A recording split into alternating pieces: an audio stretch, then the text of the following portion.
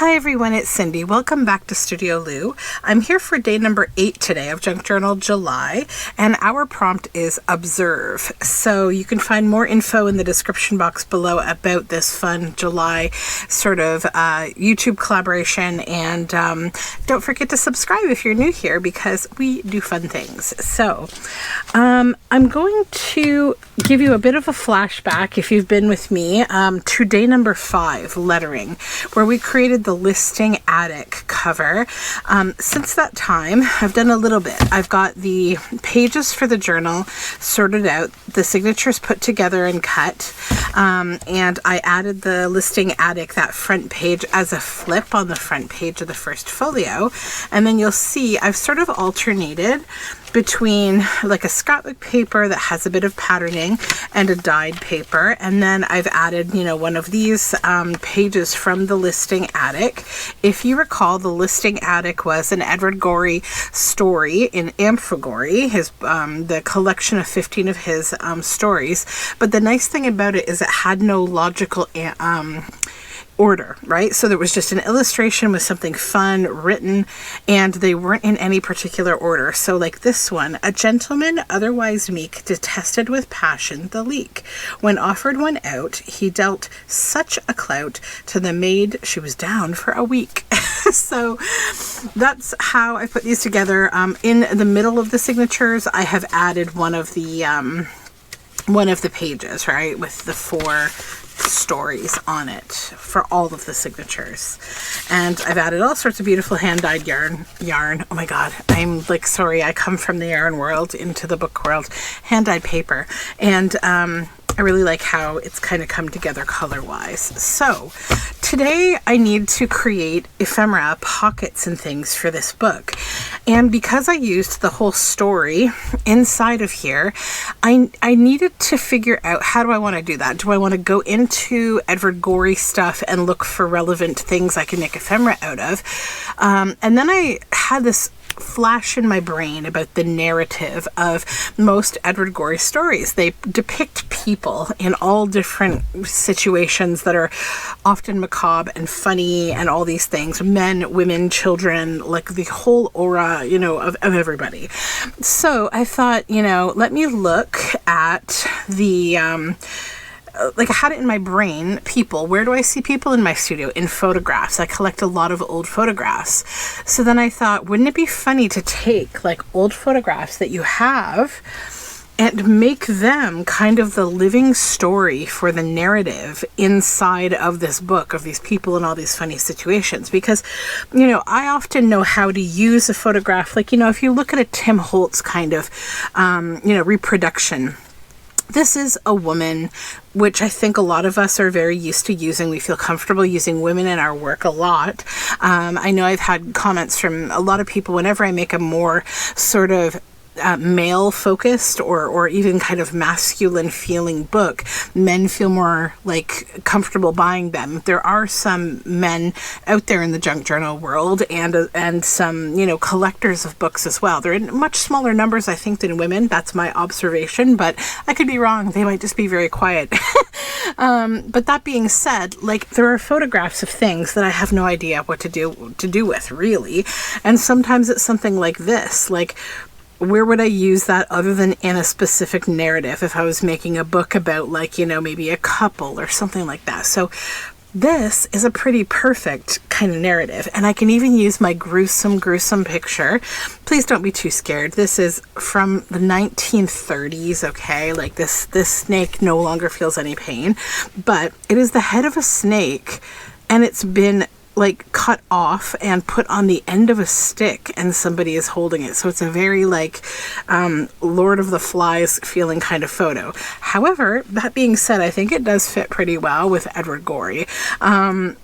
Obviously, I don't advocate for any animal cruelty. I'm extraordinarily against that. And when I first saw that photo, I was very like, ugh, But that being said, it is some piece of a history, right? Someone took a picture for a reason.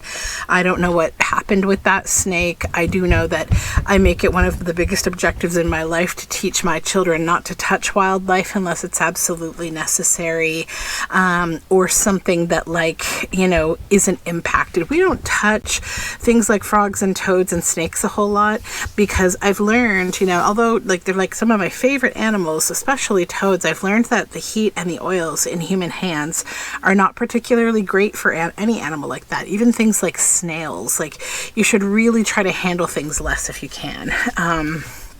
You know, I know some of it's about educating kids, but I think there's other ways to do that. In fact, I do it all the time. So I have this photo of like all these ladies that are in some kind of like a beach kind of fashion show or something. I have some families, some large groups of things. This guy in his little cute little suit, he just looks like he's wearing his dad's suit, right? It's like way too big for him. That's how I always feel in business clothes myself. And then this couple and this couple. And then I have a real treasure here. I found like in an estate auction some time ago, I got this photo album that is just full of beautiful pictures of I would say a very well-to-do kind of family, like an aristocratic kind of family. And they have all sorts of family situations. And, you know, like, here's a picture of a little girl with a sheep. Like, this little girl is so cute. I have lots of photos of her. The mom is stunning. She's so beautiful. The dad, he's a real looker himself. They're very lovely people. And it's on this, in this photo album with this fun paper, which maybe we could put some of that in the journal. It's really cool, right? It's that squiggly old photo paper. So we could put some of that in there. It has gold corners because, like I said, I think this family was quite well to do based on all of their photographs. And possibly you've seen this in the past at some point if I did a thrift haul video, quite possibly.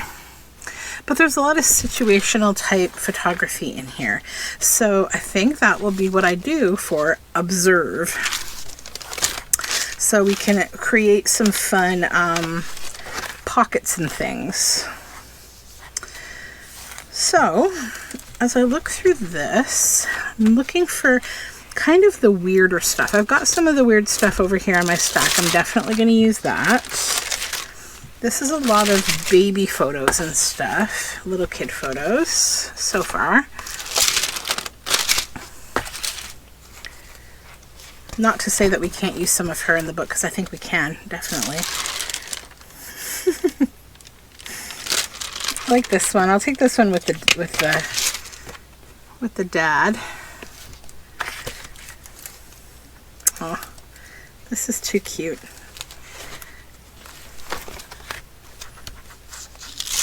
I'm such a photo hoarder. I love them so much. They're so cute. Like, here's a good one.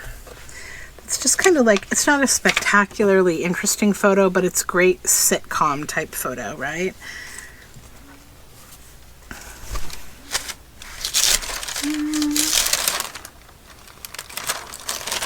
See, this is like another, you know, of the times kind of sad, but, you know, historical photo of like this bear. This is a bear on the ground here, and I can see like a chain, so it's obviously being used for entertainment by this guy. You know, thankfully that doesn't happen so much, at least in North America these days. We have grown some kind of a conscience a lot of the time with animals. What else? Let's see, these little photos here. I love this little stuffed elephant. It's so cute. And the mom is so beautiful. Like, sometimes she's got like full like flapper kind of headgear on, you know, the beautiful, not headgear, but the beautiful like gilded headbands and stuff. There are some just stunning photos of her. And this little girl is too cute. I think I'll take a couple of these that are in good shape. I'll put them in the book as well. That one's good too. Take those out. Then we have this couple here. Now this is glued on. Yeah, these ones are glued on, so they're going to be a little more challenging. But thankfully the other side isn't glued on. I'll take that, because that's a good one. And I'll take that one too, because that's another good one. It's kind of situational. So then I can use my scissors and not feel bad that I'm damaging the back side to take what I want off of this page. And that should give us a decent start, and then I can kind of keep going as I need to. So I like her.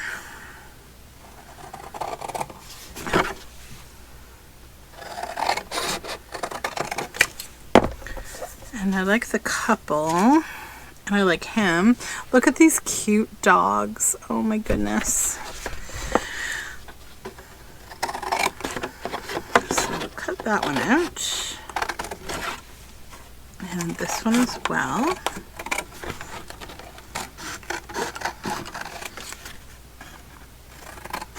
Why don't we just use this whole page in the book, actually?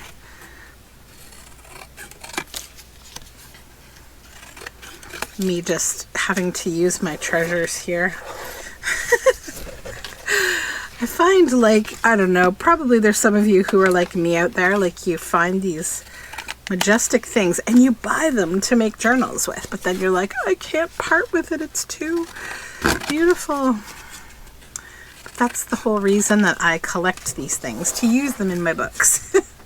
So I can share how awesome stuff like this is, old photos and things like that.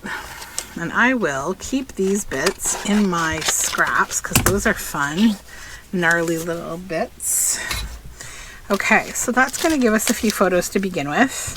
I think I'll put those maybe, I might actually use those in the book, to be honest, the ones that I've pulled out. There's another one. I'm just going to take the ones that are kind of hanging out, and we can probably use them in the book. So move that out of the way. Then let's go through the signatures and try to create pockets. So hopefully you're understanding where I'm coming from with the observe theme, right? I've observed that Edward Gorey creates these sort of very human-focused, like sitcom, macabre sometimes, or comedic type things. And with that, I have a lot of photos of families in random different situations where I feel like, you know, we can continue the narrative with those photos. I think our imagination can do those kind of things. And I'm going to take these little gilded corners off wherever I can, and then go through and I'm going to create pockets. That's the objective for today's video. And I also think another way I can add to this is going to be with word snippets. So see, there's some space there. I can add a word snippet. And we'll look for some good word snippets. Now, I may go into an Edward Gorey story and see if I can find something, but I think there's lots of different options for this probably. So I'm not going to stress too hard. I think that, you know what else would be a good source for word snippets for this kind of thing is Shel Silverstein books. They provide that same kind of, you know, dark humor. And I have some other things. I think I have like a book of like offensive quotes, but like not offensive by today's standards, but like offensive by like the 20s, 30s. So some of it will just be full on offensive and I can't use a period that will hit the trash. But some of it will just be funny and interesting, right? So we'll go through the solid pages or the busy pages and we'll add pockets to them.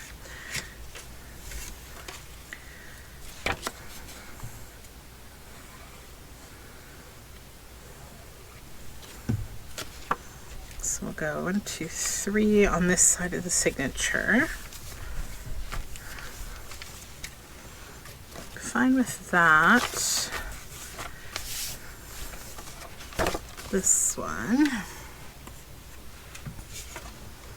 Do this couple.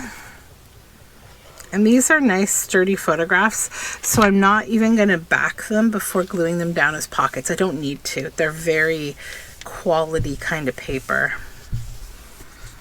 And because I'll be making ephemera probably in the same type of way, the ephemera itself isn't going to be super heavy.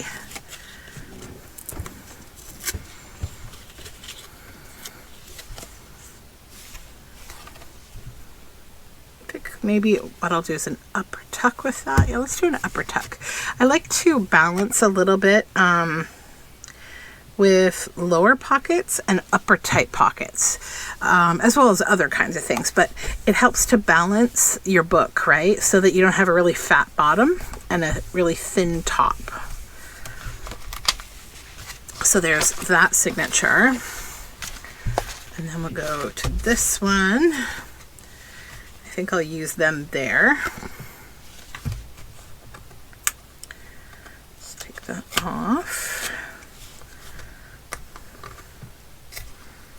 I also have a couple of fun newer books that are like awkward family photos, and I think they have like captions under them, so that might be another source of things that I use to kind of help me build my narrative.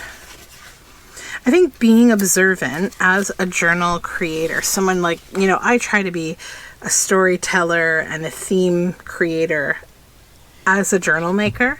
And I think it's important to think about how we observe things. So, you know, for me, it kind of peppers throughout the whole journal making experience for me, from, you know, thrifting being a big part of what I do to get materials to make books, you know, all the way to the way that I decide on a theme. Like I'll sort of look at a book and think about what it makes me think about. What does it make me feel? What kind of emotions does it have?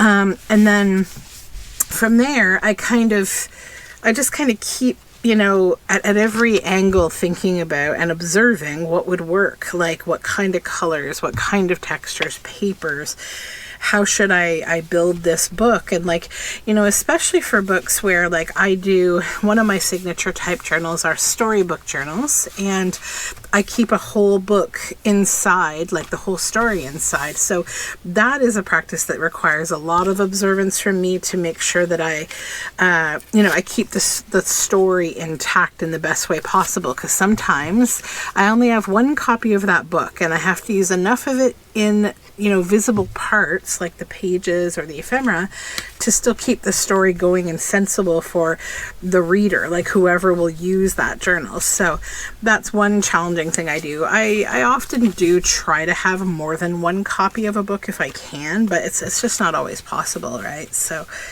let's do that over here.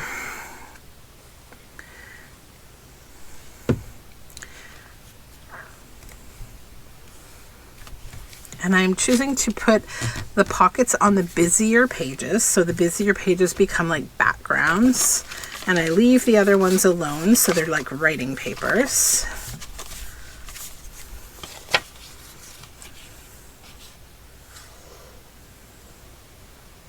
And I like using art glitter glue for this task because it's just a quick drying and very neat glue. I don't have to wait or anything. There, so we've done 2 signatures now, and we'll get on to this one. Let's be brave and use our little snake on here.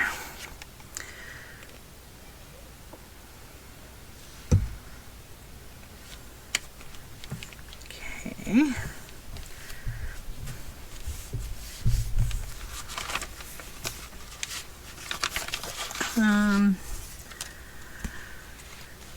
Yeah, we'll add her there. Because I like that dark paper on that background.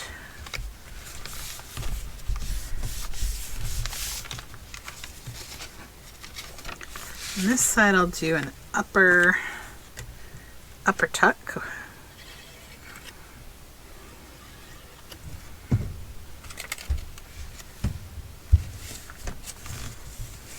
And if you don't have access to photographs and things like this, you can definitely use history books or books that are from like your local township or whatever. You know, like there's often books that you wouldn't even expect would be useful, like possibly an old yearbook, or possibly you know, like a book about, you know, how the West was won, or, you know, like something like that. Like I find all sorts of different history books and stuff that have great black and white imagery in them. And, you know, you can do a lot of things to make them look more authentic, if in fact that's important to you.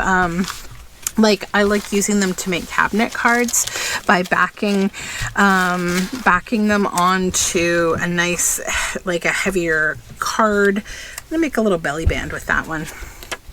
and then rounding the corners and giving them a dark background, and then sanding the edges so they get that same rounded edge and that wearing pattern that you see on old cabinet cards. You can accomplish that just with a little sanding block like this. This one's really beaten up. You can see how much I've used it. And you're just kind of sanding around the edges, right, to round the corners. And yeah, it really is a really effective way to make nice looking things. So I'm getting low again on photos. So I'll probably dip back into that album again.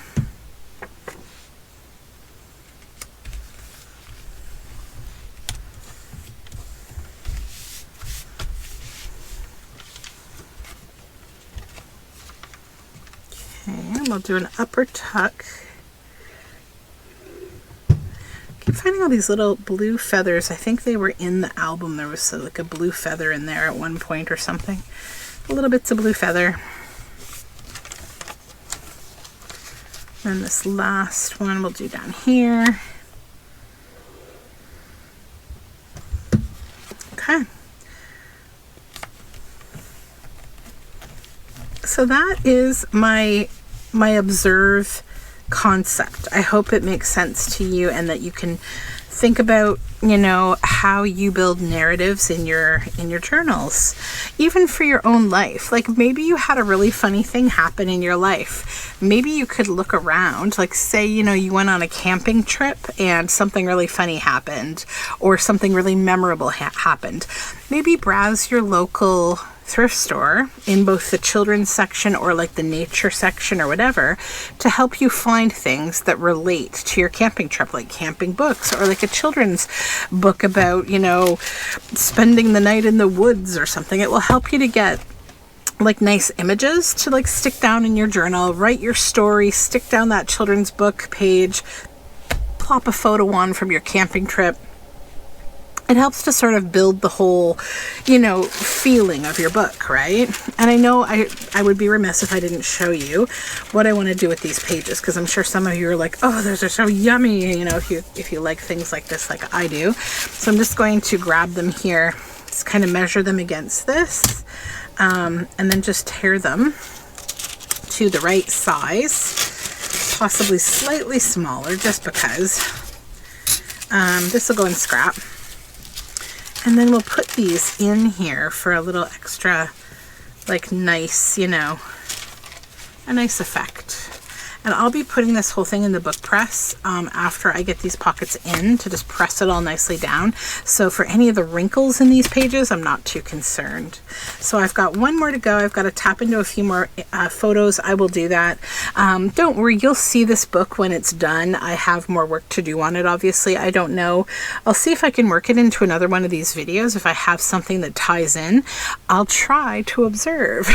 So thanks for hanging out with me again, and I'll talk to you again very soon. Bye for now.